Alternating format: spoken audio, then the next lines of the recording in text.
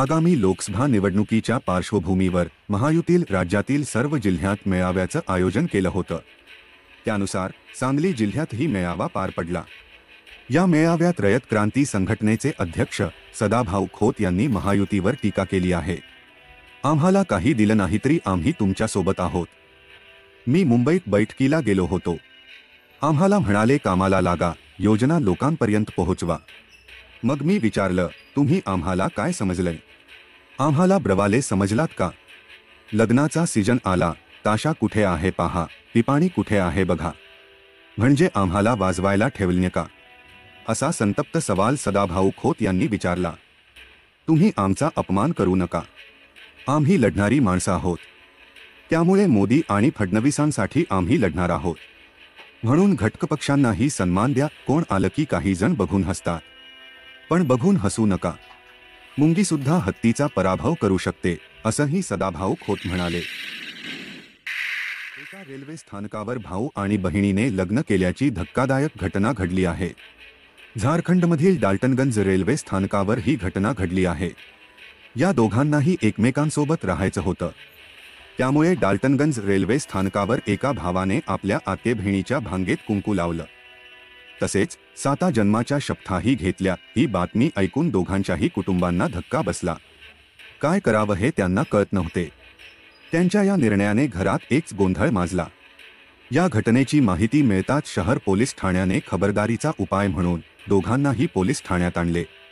शहर पोलीस ठाण्याचे प्रभारी अभयकुमार सिन्हा यांनी दोघांच्या कुटुंबियांना एकत्र बसवून प्रकरण मिटवण्याचा प्रयत्न केला। त्यांच्या या निर्णयाने कुटुंबियांना मोठा धक्का बसला आहे। राष्ट्रवादी काँग्रेस उभी फोडून सत्तेत सहभागी झालेले आणि उपमुख्यमंत्री पद ताब्यात घेणारे अजितदादा पवार यांनी नुकतेच एका ठिकाणी भाषण करताना जनतेला मकर संक्रांतीच्या शुभेच्छा दिल्या आहेत। तसे शुभेच्छा सगळेच देतील, पण अजितदादांनी दिलेल्या या शुभेच्छा हटके आहेत।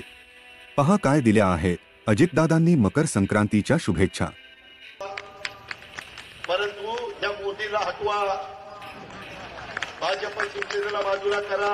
तुम्हाला उद्या मकर संक्रांतीच्या पण मनापासून हार्दिक शुभेच्छा देतो। तिळगुळ घ्या, गोड गोड बोला, परंतु या मोदीला हटवा, भाजप शिवसेनेला बाजूला करा। तुम्हाला उद्या मकर संक्रांतीच्या पण मनापासून हार्दिक शुभेच्छा देतो। तिळगुळ घ्या, गोड गोड बोला, परंतु या मोदीला हटवा, भाजप शिवसेनेला बाजूला करा। राष्ट्रवादी काँग्रेस पक्षाचे सर्वेसर्वा शरद पवार यांच्या अफाट स्मरणशक्तीचा आणि लोकसंग्रहाचा प्रत्यय पुण्यातील एका कार्यक्रमात आला। शरद पवार हे बोलायला उभे राहताच समोर बसलेल्या गर्दीतून एका कार्यकर्त्याने शरद पवारांच्या समर्थनार्थ जोरदार घोषणाबाजी केली। आश्चर्य म्हणजे शरद पवार यांनी कार्यकर्त्याकडे पाहता फक्त आवाजावरून कोंडाजी वाघ आहेत ना, असा सवाल विचारला। उपस्थितांनीही होकारार्थी मान हलवली अन साहेबांची स्मरणशक्ती पाहून सर्वजण अचंबित झाले।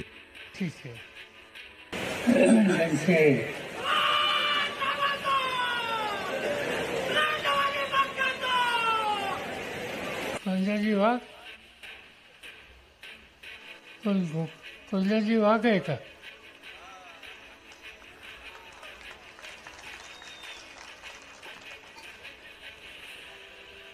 आणि सव्वा कुजली असली तर ते घोषणा करून देत असत। हे जिल्ह्याचं वैशिष्ट्य आहे।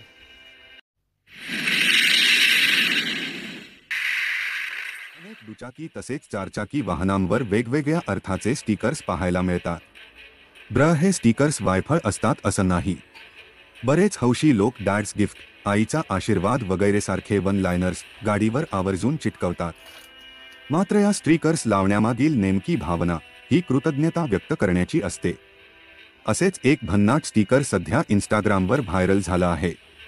इंस्टाग्रामवर सद्दाम पटेल नावाच्या युजरने हा व्हिडिओ शेअर केला आहे। या व्हिडिओमध्ये मारुती सुझुकीची एस क्रॉस कार दिसत आहे। या गाडीच्या मागील बाजूस टेल लाईट जवळच्या भागात एक भन्नाट स्टिकर लावले दिसत आहे। या स्टिकरमध्ये एक म्हशीची आकृती दिसत आहे। म्हैस की देन असं लिहून म्हशीवर राणी असं लिहिलेलं आहे।